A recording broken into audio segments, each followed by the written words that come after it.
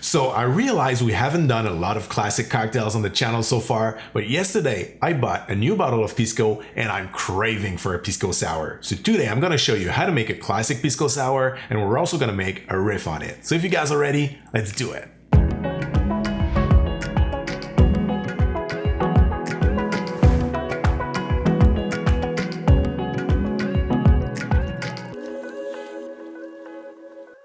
What's up guys, welcome back to the channel. Thank you very much for joining us again for this new cocktail video. Today we're making two Pisco Sours, one classic and one Truffles on the Rocks version.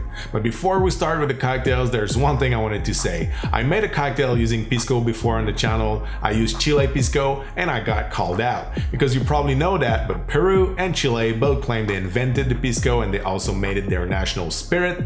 So there's kind of a little fight between both countries. So I thought I would even the score today by using a Peruvian Pisco. But enough chit chat now, let's make the cocktail. We're gonna start with the classic Pisco Sour. So first you're gonna use 2 ounces of your Pisco.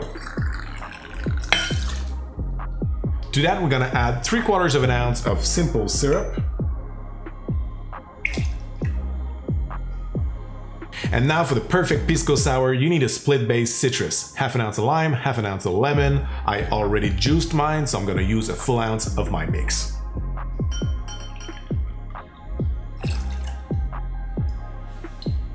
And now we're gonna add an egg white that's gonna give you the beautiful froth that sours are known for.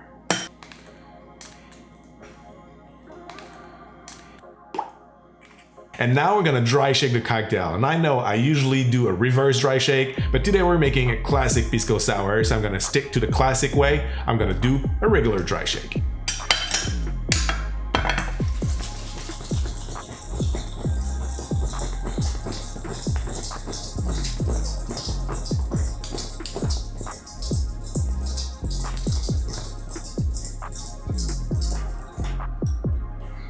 And now we're gonna add our ice to our tin and give it a very good shake for about 10 seconds.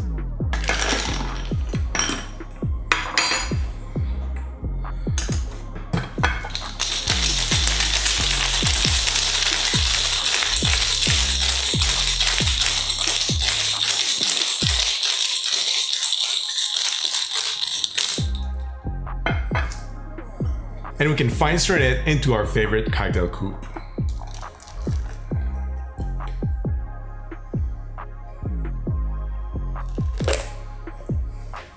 Now I like to express a little bit of lemon oil on top of my Pisco Sour.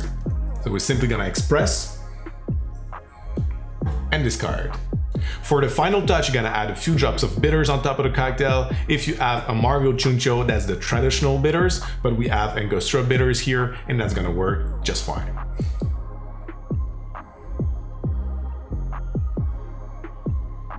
I like to make my bitter dots a little prettier, so with a pick, we're gonna pass through them just like that. It looks awesome, so now let's give it a try.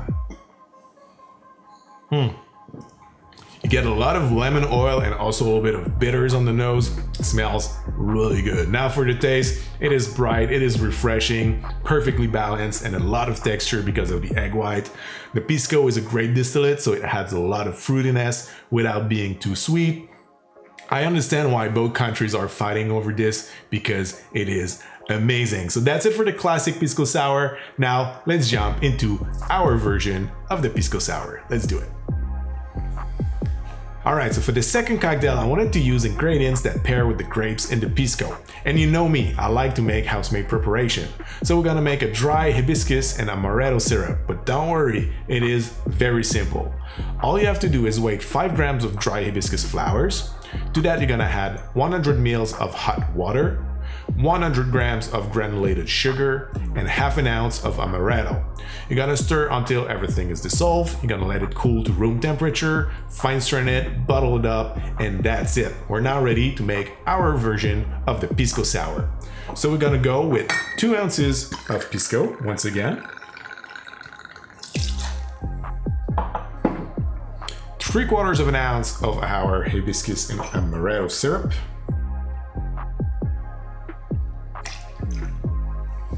And 1 full ounce of, once again, our split base citrus. 1/2 ounce of lime, 1/2 ounce of lemon. Now we're gonna go vegan for this one. We're gonna use Aquafaba. If you don't like it, you can use the egg white as in the original version. I think in this case, it works really well with the Pisco. Now we're gonna dry shake our cocktail.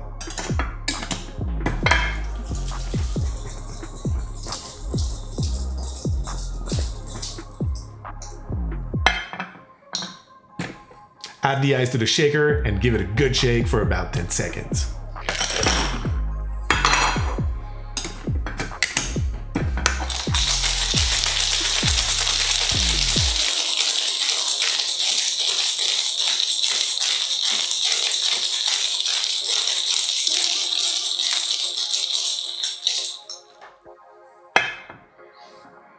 And once again, we're gonna strain it into our favorite cocktail coupe.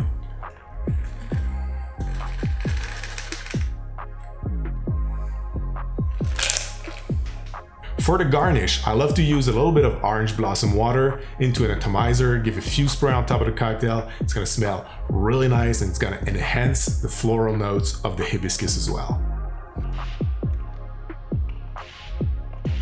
For the final touch, a few dehydrated rose petals in the middle of the cocktail, just like that. And this, my friend, is how you make my version of the Pisco Sour. And now let's give it a try. At first, you get a lot of floral notes from the orange blossom water and the rose petals. Smells really good.